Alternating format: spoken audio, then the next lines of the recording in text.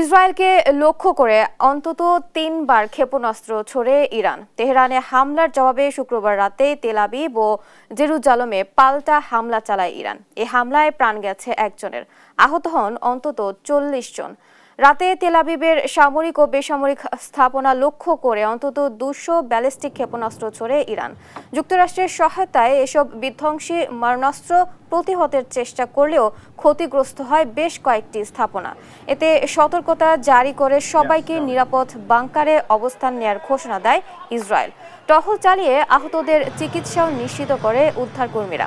Operation true promise 3 নামে পরিচালিত ইরানের পাল্টা আঘাতের সময় মেহরাবাদ বিমানবন্দরে একটি এবং সর্বোচ্চ ধর্মীয় নেতা আয়াতুল্লাহ খামেনি ও প্রেসিডেন্ট মাসুদ পেজেশকিয়ানের বাসভবন লক্ষ্য করে হামলা চালায় ইসরায়েল।